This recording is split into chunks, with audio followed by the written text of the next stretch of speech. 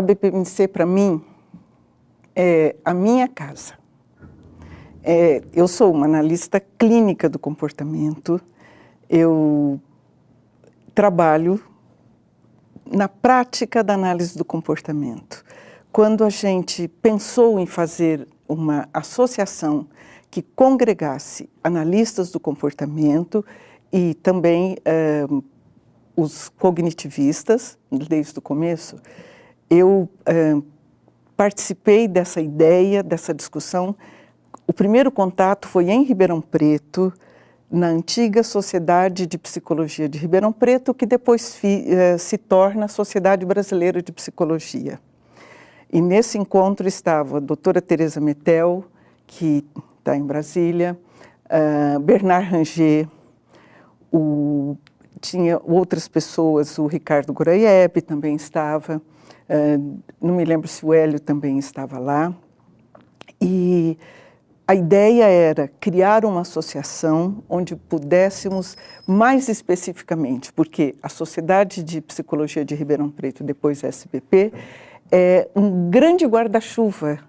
Ela abriga diferentes escolas teóricas, diferentes áreas de atuação. Então, a BPMC seria alguma coisa que é um espaço, é um lugar, é um encontro onde onde eu me reciclo, as pessoas se reciclam, eu partilho aquilo que eu faço com os meus pares, que é uma coisa muito importante, porque a área clínica, por exemplo, é uma área de confinamento. E eu entendo que um analista do comportamento não pode viver confinado, ele precisa de se reciclar, ele precisa de submeter o seu trabalho aos seus pares para que ele possa ser analisado e avaliado. Então, para mim, quando nós decidimos pela criação da BPMC, foi uma coisa extremamente importante. E o primeiro encontro foi no Rio de Janeiro, organizado pelo Bernard Ranger, e eu fui a primeira a apresentar um trabalho. Eu apresentei um trabalho, eu tinha feito um levantamento com os analistas de comportamento, assim, terapeuta precisa fazer terapia, né? Então, esse foi o primeiro trabalho apresentado na primeira BPMC, que foi no Rio de Janeiro. Então, para mim, a BPMC é o meu ponto de encontro com os colegas, com os amigos e de aprimoramento profissional.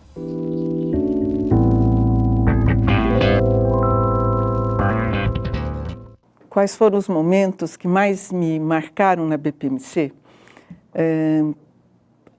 A BPMC, eu acho que tem sempre aquela ideia de confraternização, de congregar pessoas.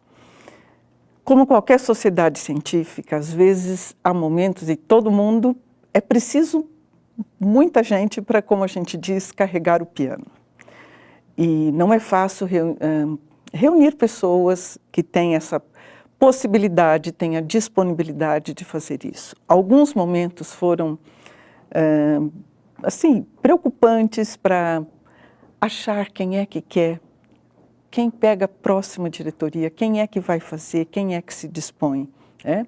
Então, esse foi um ponto que sempre sempre me preocupa, porque eu entendo que todos nós precisamos fazer um maior esforço para que essa sociedade, essa associação, continue a prestar esse serviço, a congregar pessoas. Então, são coisas importantes. Agora, outro ponto extremamente importante foi quando o professor Keller veio para o Brasil.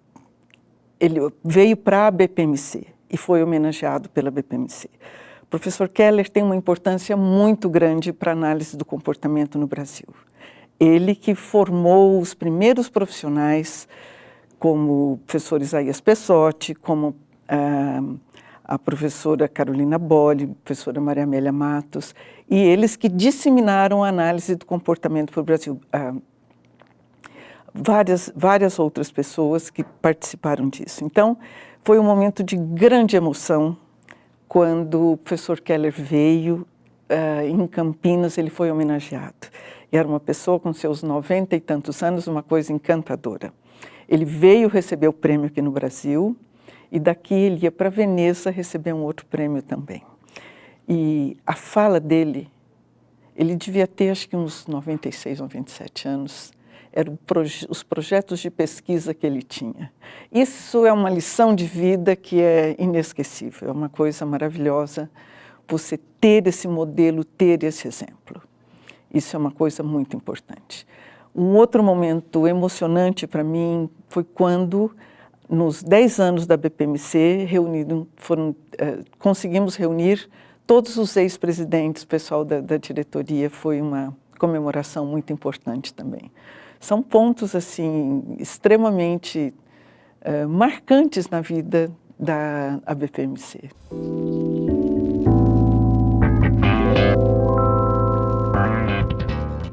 Como eu enxergo o futuro da análise do comportamento do Brasil e como a BPMC pode contribuir para isso?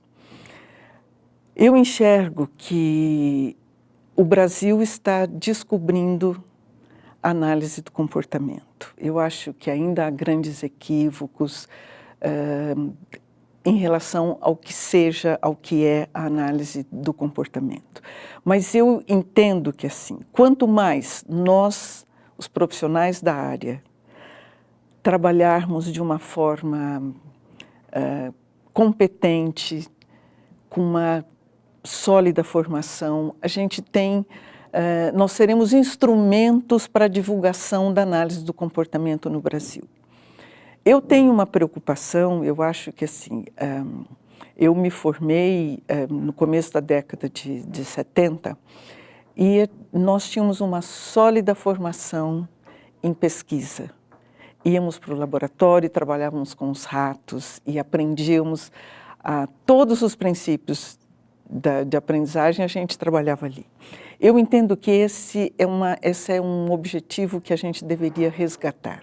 Tem os ratos virtuais, se faz todos esses...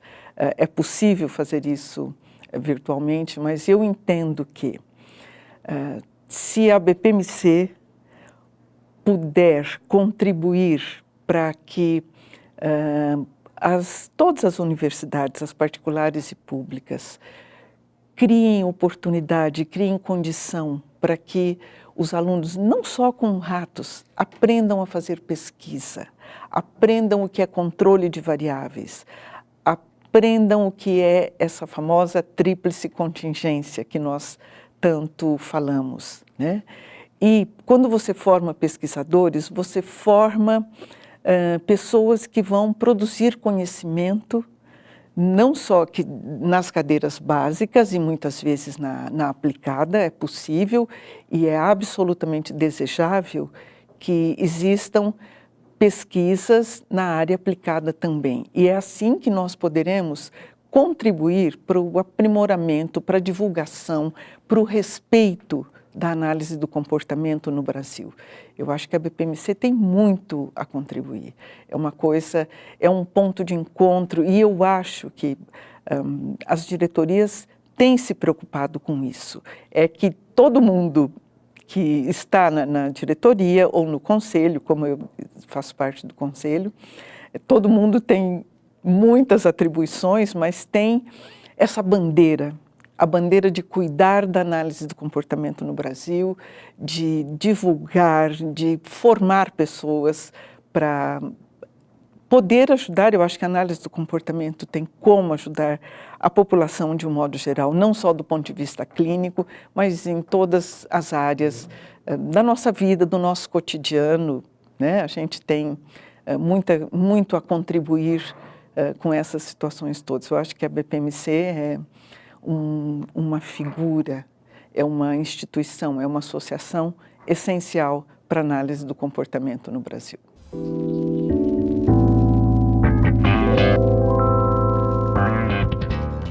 Quais conselhos eu daria para as novas gerações de analistas do comportamento?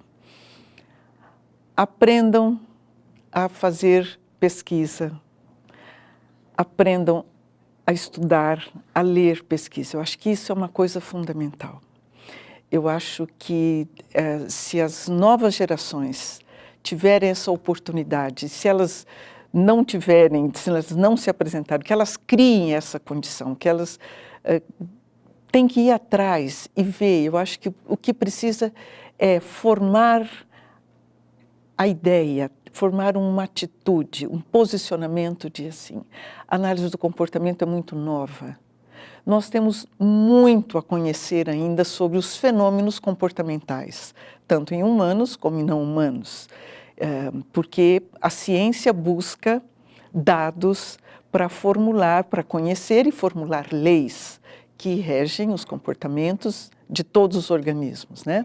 Então, eu acho que os estudantes, e não só de psicologia, porque a análise do comportamento não se aplica só à psicologia, é a ideia de formar pessoas que busquem constantemente o conhecimento, eles ou tentam produzir ou usufruir de tudo o que eles conseguem. Eu costumo dizer que quando eu vou para um congresso científico, de modo geral, já vinha a todas dos encontros da BPMC e vou praticamente a todos da Sociedade Brasileira de Psicologia, eu sempre procuro ouvir o pessoal que tem das cadeiras básicas, que tem as pesquisas, porque na atribulação da vida você acaba da atuação profissional estudando muito mais coisas ligadas, no meu caso, à área clínica, com toda a gama de estudos que estão presentes nisso, né? Mas, assim, é muito importante ouvir quem está produzindo, ouvir o pessoal que vai estudar controle aversivo, que vai estudar psicofarmacologia, o que isso tem a ver, que vai estudar as relações, né, entre as pessoas, a teoria das molduras relacionais ou dos quadros relacionais, que é uma coisa nova. Todo esse pessoal, todos esses dados têm mostrado que a gente precisa, tem permitido que a gente amplie o olhar para o fenômeno. Eu acho que a análise do comportamento tem um corpo de conhecimentos que ela tenta compreender os fenômenos que ocorrem com os seres humanos e com os outros também, né? Mas ainda há aspectos que não conhecemos, ainda não sabemos direito como funciona. Então, eu diria para os estudantes, para os novos analistas de comportamento, que assim, estudem, busquem conhecimento, procurem produzir conhecimento, produzir dados, porque eu acho que isso é uma coisa fundamental para o analista do comportamento. É saber, quer dizer, tem até acho que é um ditado chinês que diz, quanto mais eu aprendo, mais eu tenho clareza, tenho consciência do meu não saber, da minha ignorância, ignorar determinadas coisas. E ainda ignoramos muitas coisas, temos muito a aprender ainda sobre os fenômenos com os quais trabalhamos. E acho que os analistas do comportamento devem se filiar às associações científicas, se associar, porque é uma grande chance, oportunidade de atualização e de partilhar aquilo que fazem, né? Então, acho que eu diria isso, sugeriria isso para os novos analistas do comportamento.